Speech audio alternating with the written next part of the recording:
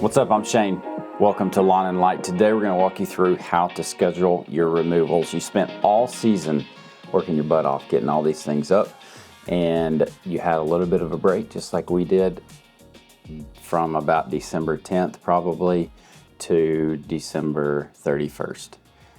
Now it's time to get those lights taken down as fast and as efficiently as possible. We're going to walk you through how to set that up in Jobber today. Whether you're using Jobber or not, you could probably learn something from this as far as just the details that we put in for the removal. So here we go. We're going to jump right in. If you're in Jobber, you're going to go to Clients, and this is where it matters how you tagged your clients, because I'm going to search for the clients. Now this is a dummy account, so these are not my actual clients, but I'm going to filter by the tag CC, which is what we used in our program to designate that that is a Christmas client. We actually designate clients as the year that they came in, so we'll have essentially two tags for them in our other in our regular Jobber, right? We'll have 2025, and then last year we'll have 2024, and then we also have the CC tags. But you can pull up CC, means for us, it means Christmas client. You can name it whatever you want. All right, so we have those tagged, and what we're going to do, let me duplicate this page so I can go to the calendar on one of them. Schedule. Okay, I've got one of them. We're going to schedule a task. Now what I do is I just put these on a Saturday, a day that I can look at all of them. So we're going to have 100 and something removals. I'll put them all on one day and I'll look at it on the map, and you'll see what I'm talking about in a second. So what I'm going to title this is just Removal Existing, and then I type the city in. So just so I can look at the schedule in this form and see, okay, if I have 17 in this city, I may pull them over to Friday the 2nd and then start organizing them and routing them on that day instead of another day. Hope that makes sense. Because it's a lot easier. If we did all these on Saturday, on the 3rd, there's going to be a bunch of them. And you can break them out. It's not terribly hard, but just to keep it clean, you can do that as well. Okay, now what we're going to do is schedule later. I want to put that on January the 3rd. We're just going to hit all day and hit update. Now we're going back to clients. We're going to schedule another task. Now what's important here is that I'm saying if they were new, if they were a new client, if they were an existing client, or if they were an existing with add-ons. And I'll show you the differences in there. So removal, new, and I'm saying Toronto. This is our dummy program for Jobber. Since we're an ambassador, you can go, if you want to sign up for Jobber, there's a link. By the way, we get paid. You get something free. If it's going to benefit you, use it. If it's not, that's okay too. Don't sign up on our account. Schedule later, we're going to put that one also on the 3rd. Schedule for all day. The reason we schedule for all day is so it doesn't lock us into a time slot on the schedule itself. And update. Now we're going to look at that on the calendar and show you what that shows up like. Okay, you'll see here that there's 3 different colors, and that's just a visual representation of a new job, an existing job, or an existing with add-ons. And that's easy for our crew to realize, okay, this existing job, I can just take it down and put it in the box. All they have to do for that one is find the box that's already been marked with this customer's information. We're going to be talking about the materials that you need in the next one or the next podcast.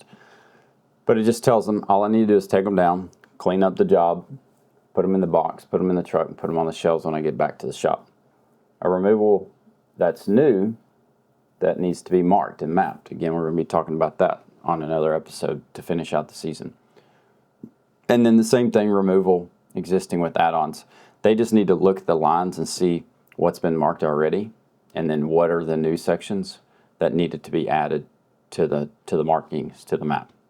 If you don't have these colors set up in your Jobber, all you have to do is go to Settings and Schedule. And here, assign a color. And I'll click on this one just to show you. There's two options here. You can say when it's assigned to a certain person, or when the item title contains add, and then you can select your color. So I wanted those to show up as orange, which they did, and I wanted existing to show up as green, and I wanted new to show up as red. You can change those to fit whatever color that you want. Let's go back to the schedule. I'm going to finish out these last two. I go to clients. Again, tags are important. You can pull a list of these tags. You can export. I could say filter by tag, CC. Okay, imagine if you have 100 of these. You're not going to go back to the customer, to the client list every time, see who's got a CC tag, and then click on their name and schedule a task. What you're going to want to do is click More Actions here and Export Clients. You can export as a CSV, and then I'll make sure you hit Select Tags here, and then export as a CSV. You'll get the file in your email. Now you just print out the paper, stick it in front of you, search a client's name, schedule a task. Search a client's name, schedule a task. Search a client's name, schedule a task. When you're in that client information, when you're, let's say we're in Susan Perkins, you'll be able to look at your jobs, what you did there, to know if it was existing, because all of our jobs that were new have a job or a quote or an invoice that says new Christmas install. If they're existing, it says existing. So you just peek at the quote, the job, or the invoice, and then create the task.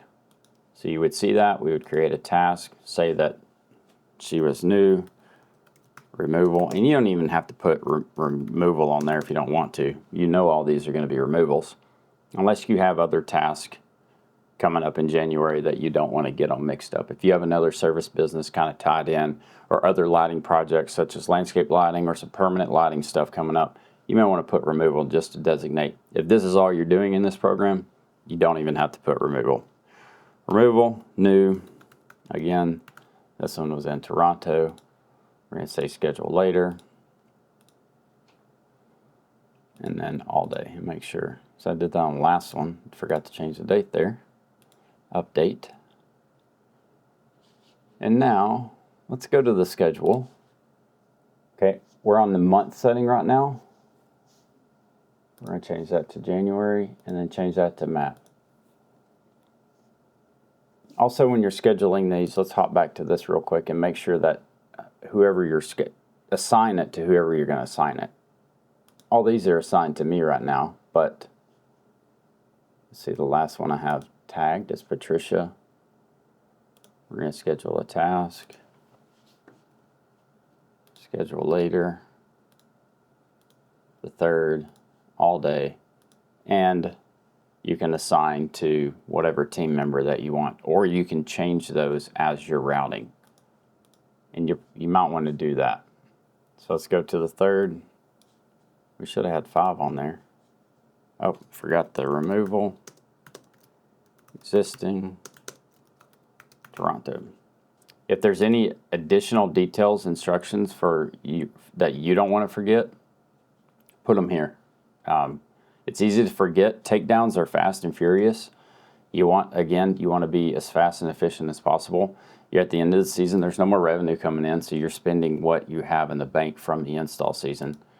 So you want to get them done. I mean, don't go crazy, but get them done as fast as possible. All right, we're going to go back to schedule. We're going to refresh this because now we have 5. And I don't know this area. This is Toronto. I've never been there, but let's just say our office is like right here. It looks like it would. You can just order these right here. Looks like it would make sense to start right here, and then it's kind of telling you, okay, maybe. I think you can click a route from.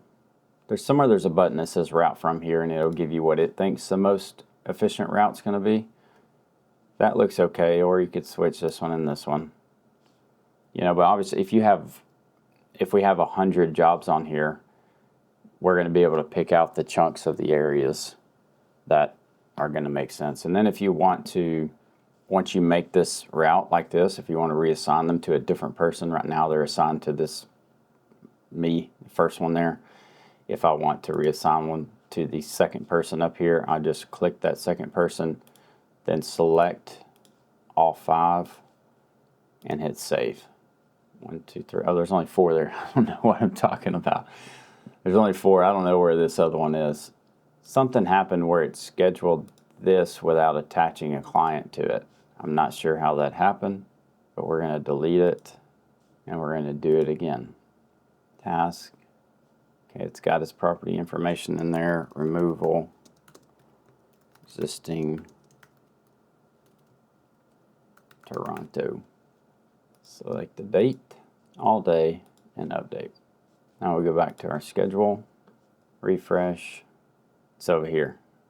So it's over there by itself because it's assigned to this first person here. So if I want to assign it to the other person, I would just click this other, select it, and save. Now it's going to add it to that route. It didn't have a route on it because it was just assigned to one person. Therefore, there's not a mapping to route it. Again, you can reorganize these just by dragging and dropping over here to whatever route that you think is best. Sometimes it'll come up with a good route if you tell it to route itself. Sometimes it won't. You know your town, your area, your traffic patterns right now better than this mapping software does. Okay, that's it for the jobber setup task for your removals and mapping. Next episodes, we're going to be walking through how to mark a job. I was going to say correctly. There's so many ways to do it. We've just developed a system over the last 12 years that works for us. You may have a system that works better for you. I really would like to hear when we get to that video how you guys do it and if you see ways that we can be more efficient. We're going to talk about the materials that we use to map, the different supplies that we use, and what else are we going to do? Well, we'll get to it when we get there. Remember, love God, love others, and let your light reflect that. We'll catch you on the next one.